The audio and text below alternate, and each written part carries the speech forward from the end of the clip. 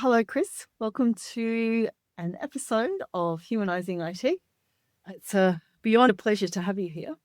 And I mentioned earlier one of many that I wanted you on the Humanising IT podcast, because you're a veteran, is that fair, of IT service management? I think I'm a veteran. I'm not sure about IT service management. There you go. But here we have a very special guest, and we're talking IT service management and ITIL and frameworks. And I don't think we mentioned incident, problem, or change once, do we, Chris? Hopefully not. Okay, good. Hopefully there can be some value in there rather than most of it. I was going to say, what the heck do we talk about? So on that note, I have great pleasure in introducing Chris Barrett, Transformation Manager of what?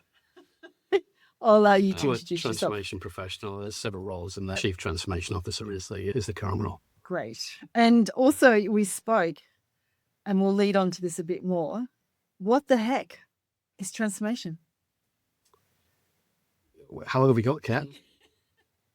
Transformation is shifting an organisation from one place to another. Not from A to B. B is quite often not achievable. C is probably where you end up.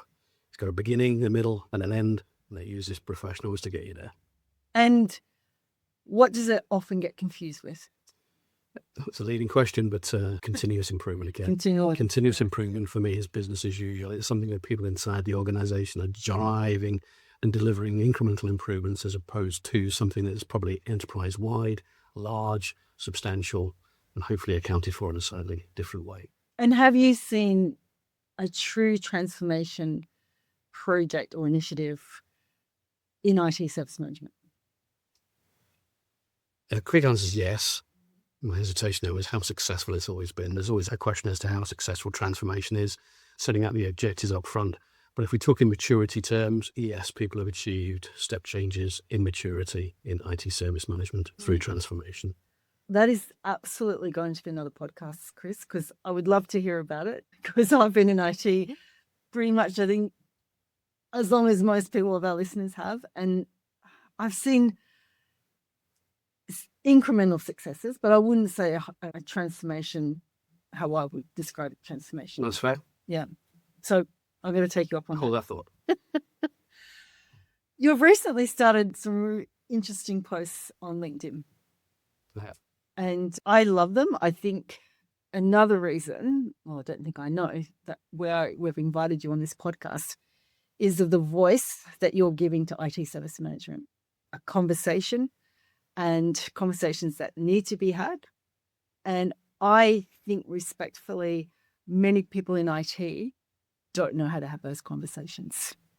And one thing that I love about your recent posts is about ITIL and the boardroom. You had a saying, it never gets invited into the boardroom. IT in the boardroom and IT in value creation it's a bit of a gap. Let's be straight up front. And this was a bit of an itch for me to scratch. It's something I've seen. It's something I wanted to comment on. Given my kind of unique background, I would say I'm IT service management savvy. I'm transformation through and through. That's my DNA. And I've seen enough boardrooms to, as I said, judge the artwork. Yeah, this seemed to be me in a particular Venn diagram space. I'm sitting in the middle there. I thought, yeah, I've got something I want to say here. So that was the cathartic reason for doing this on my own time, and I'm enjoying it. I can tell by the posts and the engagement you're getting. They're going really well. And when you're sitting in a boardroom, do you ask for money? What do you ask for from regards from an IT department? Who's representing IT in that boardroom? Yeah, here's the thing. It's a tech leader. Let's call it the CIO for now. And the current conversation is cost focused, it's operationally focused, and it's probably negative. You're starting from availability numbers, for example. You're working backwards from 100. That person's on the back foot already. They are, and I think I use the analogy here, IT's rocking up to the boardroom in an ambulance. Everyone else is driving around the tracks, having great conversations about growth, building things, growing the organization and the people. Everyone loves the fact the ambulance is there. It's not the main attraction, and it's not really generating value. I think they want to get IT in a car. And do you think that's the frameworks itself, or Is it a branding issue? We don't know how to articulate value. What do you think it is? I think it's in the articulation. It's 100% not the frameworks. The frameworks were designed to do what they do at an operational level, and they do really well, not just ITIL, but across the board. They serve the operational focus. They give people the framework. They give people the structure to deliver world-class ITSM. So you've got world-class ITSM in many organizations, not in all, and the engine's running beautifully. It's fantastic. But the captain's up top thinking the propellers are going around, everything's happy, not really much interested about anything else. And that's where we are. Where could we be if we had a translation layer that said, yeah, that we've got some great stats. Every service now, every system generates enough metrics here to know what we're doing. It's translating that into a language that the board understands. What's the value of that? We can use examples here. Absolutely. So back in the day, I would present the availability. We all know the watermelon reporting, that's what we reported on. Availability, response times, mean time to restore, all the report now, but that's what we reported on. And you're saying... No. I'm saying they're fantastic. Let's pick on their MTTR. So mean time to recovery. Let's say it's 40 minutes. It's not a bad score for some organizations, but that means absolutely nothing to the CFO. It means nothing to the board. But if you translated that and said downtime, MTTR, what that translates to is customer churn. How many customers did you lose because the system was down and wasn't returned? What was your regulatory exposure as a result of that? Because you can quantify that and you can put a number on both of those things. So translating MTTR into something that's got a value to it and turn it around. So if we reduce our MTTR, what we're effectively doing is reducing our risk exposure, risk of fines, whatever that might be, will be monetary. You can reduce your customer churn. Customer churn as a percentage, fantastic. We've chipped away at that because our systems are more available. And now you're generating a value conversation, not a cost conversation. So just one example, one metric. There are plenty out there, obviously. But this is a need for a translation layer. And other people have done this. But I agree fully. What I found hard when I had a normal job was we reported on these availability response time metrics, and there was no association to the customer impact. And I think that's another layer that's missing. You're describing the same layer. Yeah. There's exactly the same layer. I mean, I didn't know. You're losing customers because the service isn't available. You're going through your customer journey. You're trying to pay. You're putting your credit card details in. System's down. You've lost a customer. That's a system thing that generates a customer churn number. Customer churn number is huge. Yeah, and quite often the digital team have these stats if the website's down because of the back end, but it's not put together in IT. Again, that translation layer where I find digital. Do you find digital have a seat at the table and I listen to the? Yes, no. Not always. No, okay. AI, yes. Of course, of course. Maybe pick out some of the examples from the other functions here who have gone to a point where they have found their translation layer. So HR will be talking about the churn of the internal staff, the loss of good people. Now, Mercer have got that translation layer, so they can translate that into an impact on P&L. So if we lose X amount of people, percentage per year, HR can report on that. They can create their dashboard. They've got their metrics. Not interested in those metrics. What's the P&L impact? So as you mentioned that the CFO has got an interest and they're approaching something to an HR dashboard that replicates what the CFO turns up with, EBITDA, margin, revenue, and you get something interesting, or something that the board would get a hold of. And so there is this gap, translation gap. So my next question is, you've been handed a budget to run major, say, transformation initiative. How much of the total budget percentage-wise would you allocate to IT service management? Gosh, that's a funny question, Ken. Why? You got to go value-led. What's the benefit in here? And therefore, how much should you be spending on it? And then if you pick out where you want to create your value, is it pure EBITDA? So is it pure margin? Is it pure bottom line? You want to pull cost out. I know you've got something that people get hold of. That's a transformation program, operational cost and efficiency. And that language people do understand. Yes, you would spend money on that. And yes, you'd expect a return on that money. Now within there, you've got a lot of IT initiatives and IT service management initiatives that you should really be chasing after. But again, if you pull the metrics, if you can improve things like MTTR, or we can consolidate systems, or we can actually make our CMDB work for us, factor in technical debt, then we're chasing something. Well, either reducing EBITDA, reduce systems, or reduced errors attached to systems, just maintenance attached to systems, that's got a cost attached. But if you're going to reduce your technical debt, it added another framework value, not just your EBITDA, not just your cost, your bottom line, but your deal price. So provision attached to someone buying an organization, B, less if you've got less technical debt. And so that was the bad questions. The questions should have been really trying to achieve this. And this for me, value is where you should be shooting for. value. And Start with value. how is value defined, Chris? I'm not sure I've got a definition to value. Yeah. But enterprise value is pretty where you want to end up with that one, which is EBITDA multiplied by the multiplier, less the provisions attached to that with debt and structuring.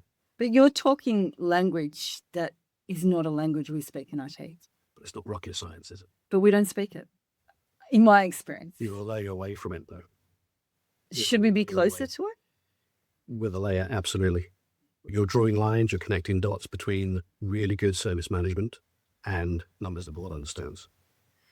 So it's interesting because as we teach Humanising IT and we do consulting, so we in our team have a lot of opportunity to meet organizations around the globe. And mostly they're facing the same problem. I say this quite often, it's 2026.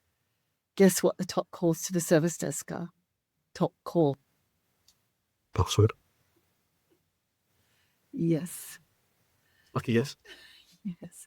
So can you see this huge gap between what you are championing and what we should be championing to actually what's happening on the ground and why we can't even get back the basics respectfully? And that's the maturity thing. That's how can we get good practice in there? Not best practice, just good practice. Helping understand things like improving our ticket response time, all the way through to enabling password changes, all the way through to some of the really tactical things. They're all the good things. They're all the good things. And that's a maturity layer. That's a maturity journey you can go on that can be transformational, can be continuous improvement. But improving those, great. That's operational best practice. Yeah, and the tools to do that exist. The tools exist. But I think what happens in IT organizations, and I was guilty, is that you follow frameworks and that's the best practice, but you're forgetting, and I know this is said, but I really believe this, we're forgetting the why, and language that you're bringing into the conversation is something that certainly was not in my vocabulary when I worked in IT, ever, really. Some of it's in there though, surely. Technical debt. Technical debt, but what does that mean? How much is it? What does it cost? Yeah. And the means to actually putting that into pounds, pence, dollars, cents is not there. Exactly. In some places it is. Yeah, there are bespoke different board structures, board dashboards, and consultancies that have done this. It's piecemeal. It's very much piecemeal. There's no standard that says technical debt is made up of these elements. We can cost it like this. So I think there's missing layer includes something probably at a value accounting standard here. And there's a famous sort of line we use in IT. How do you know what it's costing you? You wait till the bill arrives. Or you cost people and the tech, you've got a cost of IT per employee. Yeah. It's a baseline metric. Yeah, exactly. But again, you're very cost focused there. Those people are generating value. Technical debt, again, they're addressing technical debt. They are reducing EBITDA, which will balloon if it's left on its own. The costs and therefore the bottom line and the attraction of an organization to the next purchase, next investment cycle, it is improved with better tech. Yeah. The kicker on this is potentially due diligence as technical due diligence improves. I'm not saying it's fantastic everywhere. If that improves, then the pressure will come downstream. So we're taking this amount of money off price of the deal, the value of the company, enterprise value, we're taking a provision. That's coming off the price. But if you'd have tackled that over the previous 3, 4, 5 years, that big slug of cash coming off the price of the organization wouldn't do the same. Yeah. That's value to chase. Yeah. And I feel too that in IT service we're the victims of the crime we've created. So it's the negative, isn't it? It's the negative. Yeah. And conversely, I taught a group of students this morning, actually, and I'm really passionate that we actually do a really good job in IT. As IT professionals, we keep organizations safe, running, profitable, bonuses, paid. That if it wasn't for us, and to your point, IT was always great at doing that, gave us a common language. But again, that translation layer that you are passionate about is It's missing. So we're missing. looking at the costs. Yeah. The person fronting this at the board is talking about cyber incidents, negative, and talking about the costs of going off of implementing a platform, maintaining your platform, it's negative. Availability is less than 100, so therefore it's negative. The beleaguered CIO is on hiding to nothing. And that's one of my anecdotes as well. And it's true. The pre-brief before a board of the CEO was basically telling the CIO that if he had no questions on IT whatsoever, then you're a success. Do you agree with that? No, that was a horrible thing to witness, let alone actually see. But it's not the fault of the CIA. They've been trained in a tech career, and that's what they're trained in. The CEOs are simply stating what the investors are interested in. And so therefore, neither have got the tools to actually have a valid conversation. It's neither of their fault. It's just a circumstance of what we've got. And CIA is probably running a world-class IT service money, using IT to potential, but we're not interested. And I agree. And I also say that I used to train ITIL, and I can count on one finger how many C-suite I had in my classrooms. I had one CIO in all the years I trained it. But if you equip them with the tools to have that conversation, yes, if you go for the classrooms, I'm sure. Oh, absolutely. Another question. If the board doesn't care about frameworks in IT service management, what do they care about? Capital investment, return on investment, risk-based, and EBITDA. So they're the value items. Yes, board's concerned with a lot of things. It governs a lot of things, but the things we're interested in there are the value elements. Quite often, if you just play those three back, the CIO is not equipped to answer any questions on any of those. But we can talk about costs. So yes, I'm part of the budget for the organization, and therefore I'm a big drag on your EBITDA. That's the focus of the conversation. If we turn it around, perhaps we get to push-scale from the future, what it could be is something, yes, potentially a lot more positive. I just said, rather than reporting on the crashes, we either had or avoided. We shouldn't be reporting on how we got customers or people from A to B. Exactly. Okay. Yeah. And let's take an example. Procurement have been through this. They don't turn up a board with supplier scorecards, supplier rated cards. They don't turn up with supplier details and all the costs attached to it. They've got operational metrics, same with IT has. But what they do is translate that into P&L. Very good point. We've got our procurement systems, our framework procurement, our strategic procurement, our impact on EBITDA is visible, and we can turn up with a dashboard that says, this is what we do. You don't need to see the detail, but this is the dashboard that says our impact on P&L is this. IT is probably 10 years behind procurement, potentially, but they've got a translation there. Take finance as well. GAAP and IFRS. GAAP and IFRS don't tell you how to run a finance operation. IT tells you how to run an IT operation. But you have your GAAP, your IFRS numbers. They are instantly recognizable in any board. That's the translation layer. Yeah. CFOs for the dashboard. EBITDA, margin, revenue. We're just looking for the same dashboard. And on that, I imagine, I haven't been in the boardroom, what the board's interested has changed. So, for example, they're interested in cyber now. How about AI, ESG? ESG, AI. How about experience? In terms of? Are their customers happy? Are their people happy? Experience, yeah. Which is measured. And there are value metrics attached to that as well. So customer churn, recurring revenue, net recurring revenue, annual recurring revenue, they're all dependent on the customer satisfaction. You can get NPS, and internally you can go to eNPS as well. These are all metrics that can be influenced by IT sitting behind it. So I'm going to ask maybe a challenging question. If you're sitting in the boardroom and the staff morale is very low and the board is generally concerned because I'm not happy employees. Yep. What department gets allocated the money to uplift employee well-being? And I'm not sure I know the answer to that one. It wouldn't be IT, would it? Or would it?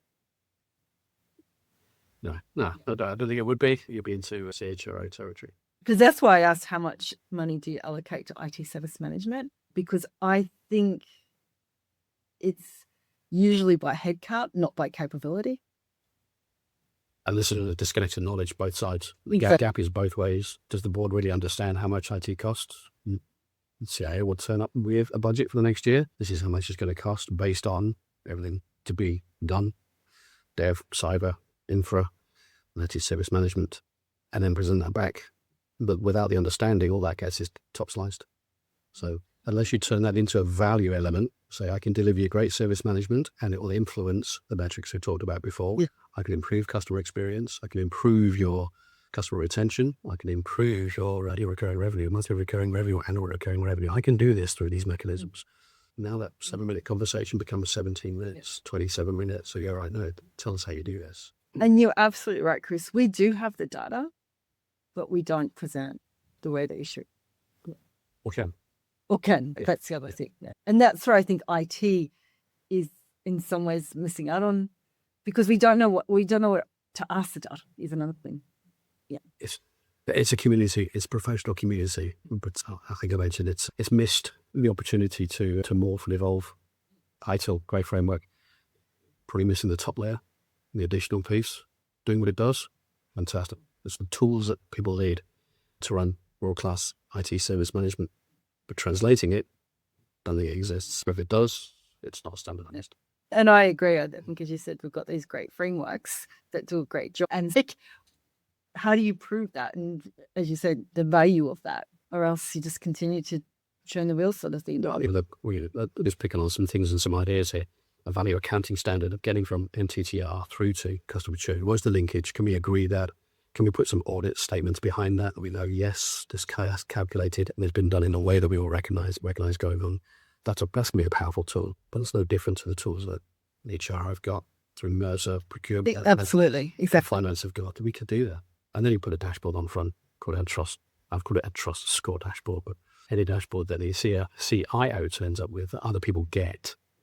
Now you've got a conversation rather than, is the IT working? Did you keep the lights on? How's your cybersecurity? You okay for ESG? Good. You're done. And just in summary, the articles and work that you are advocating for about having a seat at the board table, if we continue how we are with this missing, will we just continue to be seen as the back? What the risk? What is the risk? Yeah. The risk isn't that IT becomes any less operational or good at what it does. That'll happen anywhere. With our solid sound professionals, it's a case of strength and depth, absolutely. But what's the risk? The risk is that the value conversations happen in the board without IT in the room. That'll probably be happening on a cost basis rather than a value basis. But the real risk is the service management becomes invisible or stays a bit of it. Stays invisible. Yeah. And I like to say that when organizations announce that they've had very profitable year and et cetera, you have town halls, I very rarely see the IT CIO on stage. But we contribute so much to the success of organizations, and we just don't get the credit. And I think that if you work like your own, advocating and championing that we do add value to the company. But again, how do you translate that? It's often worse than that, isn't it, Kate? You've got probably one of the largest teams in headcount, at least. Some of the largest investment in terms of maintenance and CapEx. But they want this around the board tables thinking, I could spend, what marketing campaign can I run with that? That's phenomenal. How many hires can I get in HR and over here? Or manufacturing, productivity, operations, we could build a new factory under. So the opportunity cost just makes it even worse. Exactly. It's a big cost element. It is. It starts talking value. It was seen as the EBITDA drag. Yeah, exactly. Okay, Chris, on that note, I'm very positive that people like you are bringing the change that's needed. Don't stop. And hopefully we'll get the opportunity to speak more. See where it goes. No, I'm sure it'll go very far. So thank you for that. And we will speak soon. Thank you. Thank you. Thank you.